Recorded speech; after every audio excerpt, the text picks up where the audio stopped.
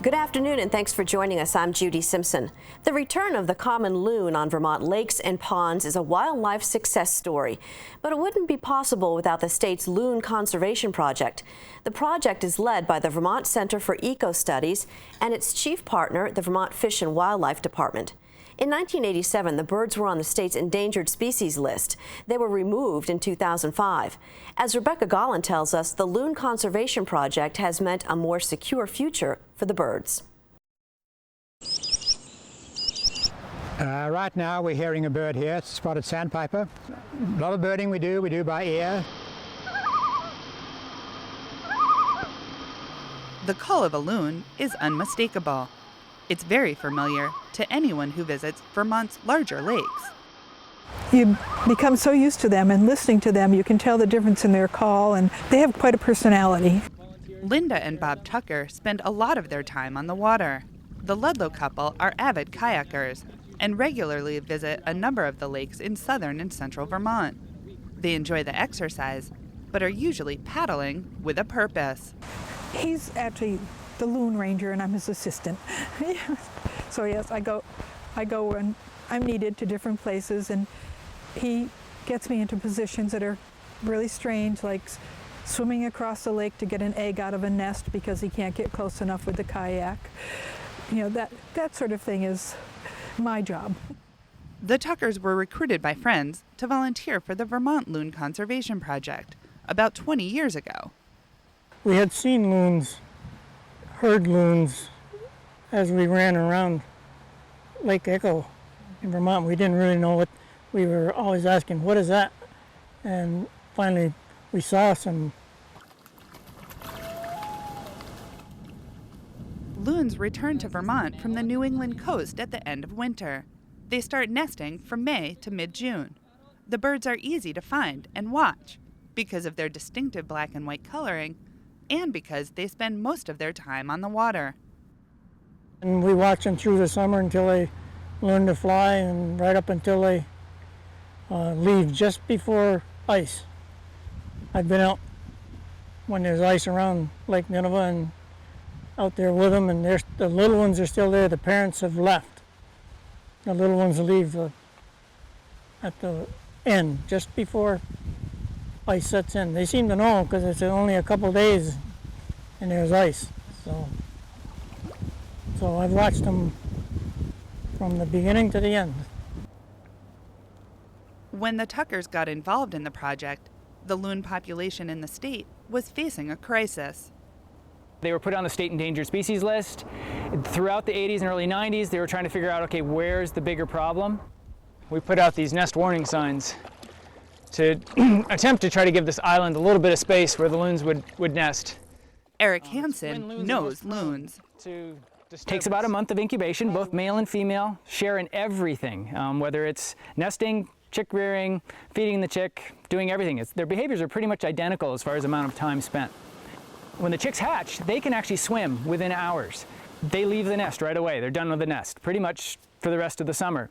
That chick may not touch land until it breeds, which on average is a 7-year-old loon. So 7 years of just being on the water or in the air. Hanson is the project coordinator for the Vermont Loon Conservation Project, which is part of the Vermont Center for Eco Studies, or VCE. The effort started in the late 1970s when scientists realized that the number of loons nesting in the state had dropped dramatically. So in 1983, there were only 7 pairs that nested in the entire state, and maybe another 5 pairs that were around, and they only counted 29 adult loons that year, going statewide to most of the larger lakes. And they realized, there's something going on. So in 1987, they were put on the state endangered species list. At that time, scientists took a look at the remaining loons and their habitats to figure out what had caused the drastic decline and what could be done to turn it around. One piece of the puzzle was identifying certain types of lead fishing lures as poisonous to the birds and getting those banned. Another important piece was to protect the areas where loons build their nests. And one of the bigger issues that came up, or obvious issues, especially one that we could have an effect, was at the nesting site. They're very prone to disturbance. They don't walk on land, so if something comes near them, they want to get into the water. They feel safe in the water, but they don't really feel safe sitting there, whether that's a human on shore, whether it's a boater. So trying to protect some of the sites that are on busier lakes. Another place was places like this, reservoirs that go up and down with hydro operation. Is there anything hydro companies could do to stabilize water? Loons are only nesting just an inch to 4 or 5 inches off the water, somewhere in there. Sometimes it can be a foot, but it doesn't take much for water to go up and flood a nest. On islands where the birds just can't seem to get a purchase, a successful purchase for whatever reason, we'll use artificial islands. We call them platforms or rafts, which are just really cedar logs with a wire mesh, and we vegetate them, and the loons will use those for nesting. And those are great because they float up and down with the water. VCE Executive Director Chris Reamer says that the expanding loon population can lead to issues that are both good and bad. As the population increases, which it is annually now, there are more and more loons coming back looking for new territories, looking for mates, and some of these birds are actually creating problems for the existing pairs. So a male, for instance, might come into a territory of an existing pair and try to evict the resident male, and there can be some really severe skirmishes. I would call them battles. Now it's a good sign because it means there's a lot of loons and we've done well and they're increasing, but we've seen some territorial takeovers. We've also seen some battles that have resulted in injury and even in 1 or 2 cases death of one of the 2 loons that was fighting. There aren't unlimited available territories for loons, so the birds are competing for the few vacancies that remain. It wasn't a problem we had to think about 20 years ago.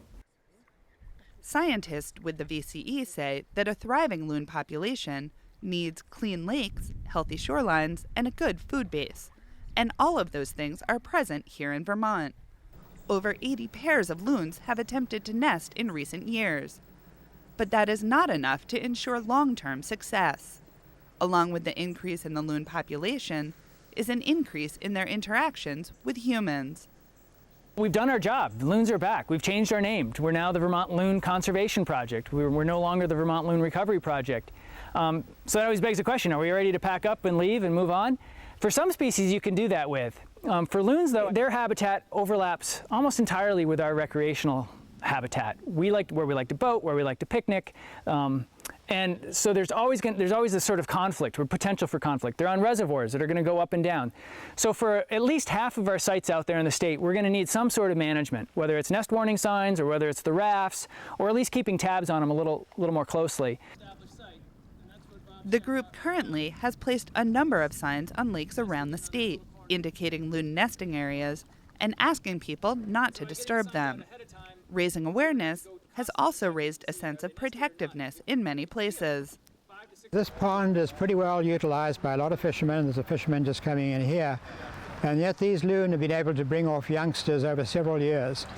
And although it's a small pond and lots of people fishing here, it's amazing that with these signs that they put up, people, they basically feel that they need to protect these birds. And so I've never seen harassment, and the loons have been successful. The Vermont Loon Conservation Project continues to get calls about loons in distress or stuck on lakes or ponds that aren't big enough for them. Despite that, the species as a whole is thriving in Vermont. Loons are special just because they're so easy to become part of our lives. Protecting a special bird and preserving Vermont's natural environment for generations to come. In Killington, I'm Rebecca Gallen with Across the Fence. Thank you, Rebecca. The recovery of the common loon is a wonderful story. Unfortunately, the same cannot be said for native pollinators. Pollinators are in decline. The reasons vary, but there are things we can do to help. Across the Fence spoke with one of Vermont's pollinator experts about what's happening and what steps we can each take to help pollinators survive. We're definitely hearing a lot about pollinators, and it's really good and it's really great. I'm really glad that the public is now becoming aware of what's going on with the pollinators. 80% of global plants are dependent upon pollination services, insect pollination services.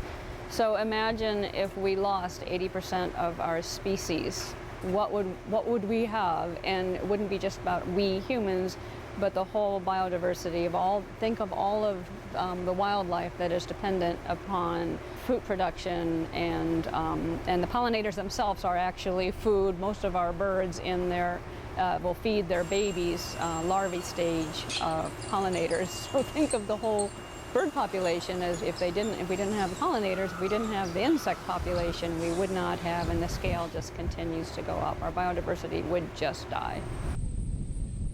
And at this point, our knowledge of what all of our quantity, our reduction in the diversity and amount of pollinators is just really being studied. We're just at the tip of the iceberg of learning what's going on, but everyone is definitely recognizing that they're under threats. The most obvious threats are pesticide use and our habitat, fragmentation, and just disruption, destroying of habitat.